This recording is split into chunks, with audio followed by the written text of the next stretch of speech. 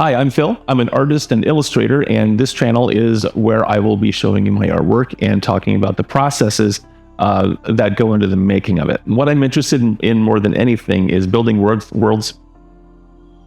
Forget how to talk.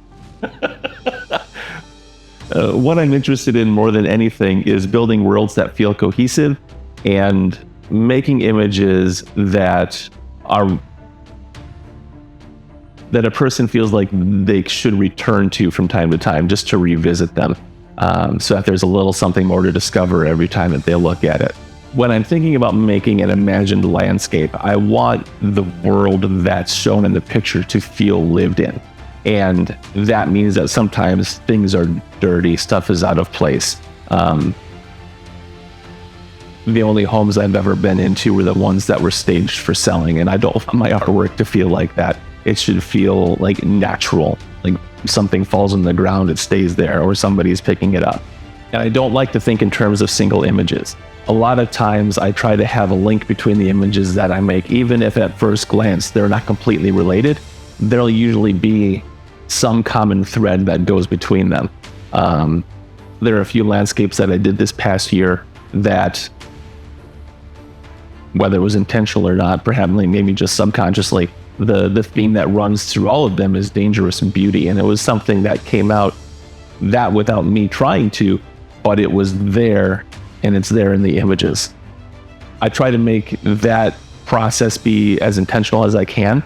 And when I'm making a body of work, I like to figure out that internal logic of what's going to stitch these pictures together to make them work, rather than letting it be accidental. But sometimes the accidents are like what make the picture really cool. A lot of times my work can go through these layers of refinement, not because I'm trying to like hammer out perfection, but more because I'm trying to just get out of the way of a picture so that it can reveal itself to me and I can show it to you in the best way possible. I want the painting to feel less like something that I constructed, that I built, and more like something I discovered and I'm just getting to show it to you. Like I said, a lot of the work that I make centers around building an environment for a scene or something to take place, and that's the illustration side of things. But I want it to feel lived in, even if nobody is present. I want the viewer to feel like they're able to relate to a painting, feel like they're standing in it, even if they're if it's something that they haven't, somewhere they've never been. Like I want them to get the impression that this is a place that really exists or could exist.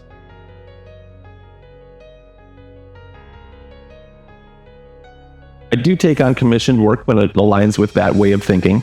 Fine arts and commercial illustration are generally handled like in really similar ways. In both cases, I am emphasizing and de-emphasizing parts of an image that I think work best to get the image that the client wants. With commercial illustration, you obviously have to work a lot more closely with the client to make sure that you're producing the image that they want for their product. But that's a fun process and all by itself. With the commission that I did of the quarry on Alaska, that was an instance of somebody brought me a photograph, and it was a beautiful sunrise on a bike trail close by here, where it was this guy's first time being at that spot. He wanted to be able to remember it. And you know, the cameras that we have in our phones can be great, but if you're not really familiar with photography, it doesn't always turn out the way that you remember it. And I was able to produce the painting in a way that he said was closer to reality than what his photograph was. So that was really cool.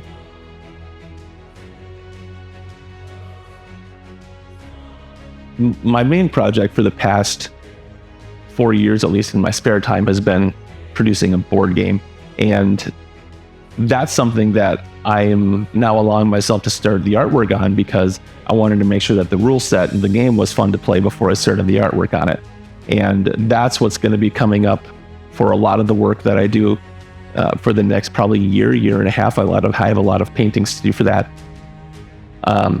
And because of that, I'm going to be taking a little bit of a step back on the commission side of things so that I can focus my energies towards that.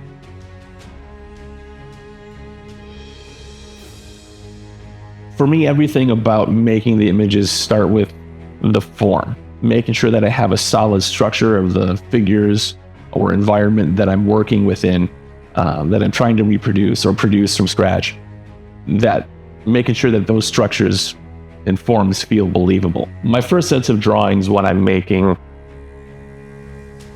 beginning the study process for making an image, usually we'll start with either observation from reality or finding an image that has the information that I needed to. And for that, like, National Geographic is an absolute treasure trove of information. I have a huge pile of magazines at home that I like to look through whenever I'm looking for something interesting to start a picture from. But I'm always looking for, whether it's a human, an animal, a building, something in nature, I'm looking for the mass, what carries it, and if something is moving, how does it move? How do the joints bend? What direction do they go? That kind of thing.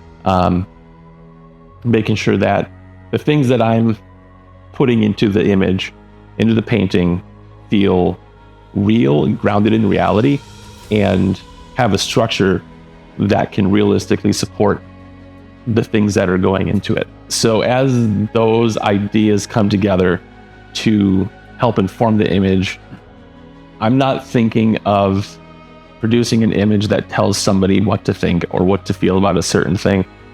My image, or the structures that go into it, provide the framework for the viewer to approach the painting or drawing and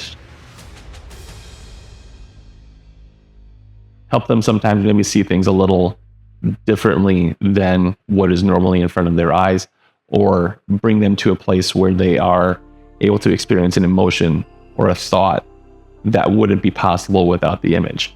With my paintings, I am, more than anything, trying to provide a framework with all of those things.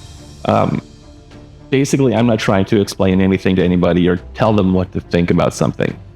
I am trying to provide a framework for them to approach the painting to where they can feel or experience something that they wouldn't be able to in their everyday life, and give them a reason to come back to a painting on another day with a different mindset, and maybe see if that changes the way that they see the painting or how their response might be different that day.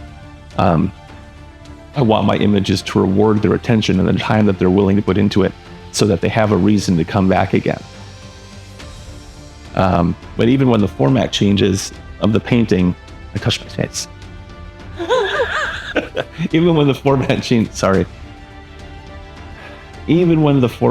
of the painting, I want the feel of groundedness and structure to be there from piece to piece, regardless of the scale at which I'm producing the image or the medium in which I'm working in. So as I transition a little bit away from commissioned landscape and portrait paintings, and over the next year and a half, I'm going to be devoting almost all of my time to production of the board game and the artwork for it.